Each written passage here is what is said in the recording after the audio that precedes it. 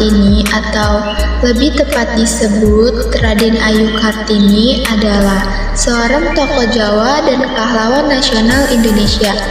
Kartini adalah seorang pejuang kemerdekaan dan kedudukan kaumnya pada saat itu, terutama wanita Jawa. Ia mempunyai tanggal lahir yang sama seperti Dr. Andes Ratjiman Medyodiningrat, yaitu 21 April 1879. Ia dilahirkan dalam keluarga bangsawan Jawa di Hindia Belanda yang sekarang disebut sebagai Indonesia.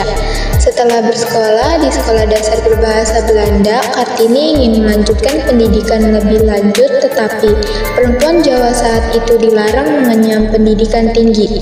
Ia bertemu dengan berbagai pejabat dan orang berpengaruh, termasuk J.H. Abendanon yang bertugas melaksanakan kebijakan etis Belanda.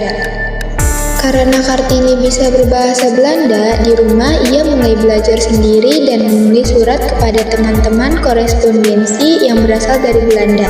Salah satunya adalah Rosa Abendanon yang banyak mendukungnya.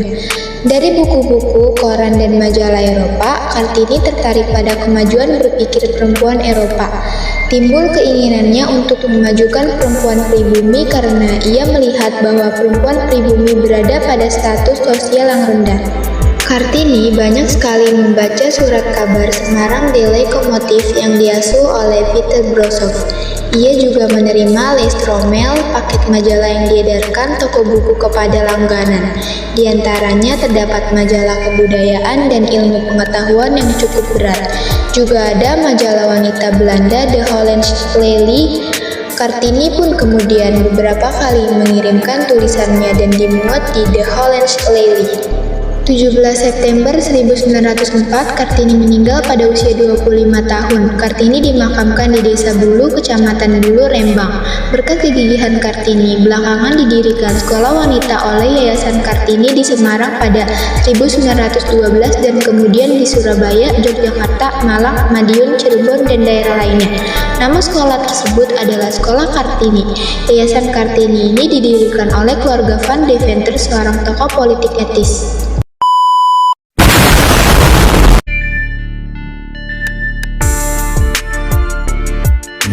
Biografi B.J. Habibie. Nama lengkap Bahrudin Yusuf Habibie. Lahir pada 25 Juni 1936 di Parepare, Sulawesi Selatan. Orang tua B.J. Habibie yaitu Alwi Jalil Habibie dan R.A. Tuti Marini Puspowardojo, dan B.J. Habibie anak keempat dari 8 bersaudara. Istri B.J. Habibie yaitu Ibu Hasri Ainun Habibie. Anak B.J. Habibie dan Ainun Habibie yaitu Ilham Akbar dan Tareq Kemal. B.J. Habibie pernah berkuliah di jurusan Teknik Mesin Institut Teknologi Bandung pada 1954. Namun di sana hanya menghabiskan waktu 6 bulan untuk studinya. Hal ini karena setahun kemudian ia memilih melanjutkan pendidikan di Francis Westphalia The Technics Hochschule Aachen, Jerman. Karir B.J. Habibie dalam pemerintahan Indonesia. Karir B.J. Habibie dimulai saat pemerintahan Presiden Soeharto. Ia diminta kembali dari Jerman, lalu menjabat sebagai Menteri Negara Riset dan Teknologi sejak tahun 1978 sampai Maret 1998. Saat krisis 1998, Soeharto mundur dan menetapkan B.J. Habibie sebagai Presiden ketiga Indonesia dari 1 Mei 1998 sampai 20 Oktober 1999. Habibie menjabat sebagai Wakil Presiden ketujuh sejak 14 Maret 1998 hingga 21 Mei 1998 dalam Kabinet Pembangunan 7 di bawah Soeharto. B.J. Habibie sempat merancang proyek pesawat CN-235 bersama para insinyur dari perusahaan Spanyol CASA yang prototipnya berhasil mengudara pada akhir 1983. Dengan Dengan kecerdasan dan pengalamannya, sosok B.J. Habibie akhirnya berhasil membuat pesawat pertama Indonesia, yakni N250 Gathotkaca pada 1995. Bersama timnya, dari industri pesawat terbang Nusantara IPTN, B.J. Habibie merancang pesawat baling-baling dengan daya angkut sekitar 50 penumpang dan bisa diperbesar hingga 70 penumpang, bernama N250 Gathotkaca. Dengan berbagai pencapaian dan perannya yang besar bagi bangsa Indonesia, kisah hidup B.J. Habibie pun diangkat ke film layar lebar. Tak hanya soal inspirasinya, masyarakat Indonesia mengenal B.J. Habibie karena kisah cintanya bersama sang istri Ainun. Kisah cintanya yang setia tersebut diabadikan dalam sebuah film yang berjudul Habibie dan Ainun pada 2012 yang diadaptasikan dari buku karya B.J. Habibie sendiri. Bahkan hingga akhir hayatnya, kisah cinta Habibie tetap menginspirasikan banyak orang. B.J. Habibie dimakamkan di samping sang istri, yaitu Ainun, di Taman Makam Pahlawan Kalibata, Slot 120. Biografi Ibu Ita.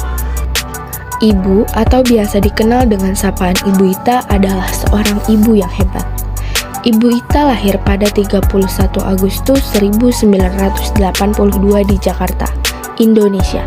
Ayahnya bernama Marzuki yang berdarah Arab Pakistan, sedangkan ibunya bernama Sutarti berdarah Betawi. Ibu memiliki 6 bersaudara. Ibu dibesarkan di Jakarta Utankayu, Matraman.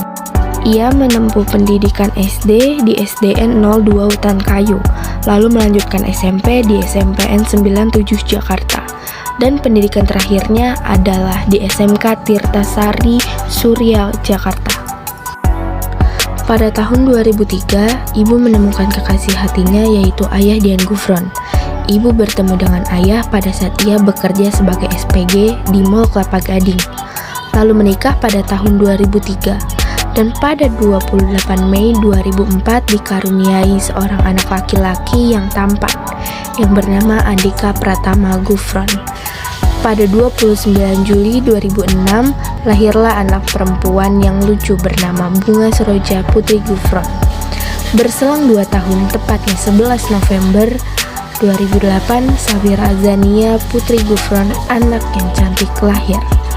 Dan diakhiri dengan kelahiran anak yang sangat gemas, yaitu Sultan Dastan Al Gufron pada 4 Desember 2013. Walaupun banyak yang bilang lulusan SMK tidak bisa mendapatkan pekerjaan yang layak, tetapi ia bisa membuktikan bahwa lulusan SMK bisa mendapatkan pekerjaan yang layak dan membanggakan banyak orang.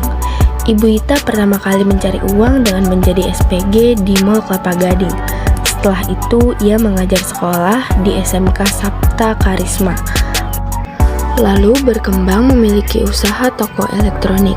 Karena pandemi COVID-19, tokonya tutup dan beralih profesi menjadi karyawan di General Kontraktor. Karena ibu merasa sudah mendapatkan ilmu di bidang kontraktor, yaitu pembangunan jalan, gedung-gedung, dan lain sebagainya, ia membuat usaha sendiri yang diberi nama Ratu Aspal, yang sampai sekarang ini terus berkembang dan aku bangga menjadi anaknya.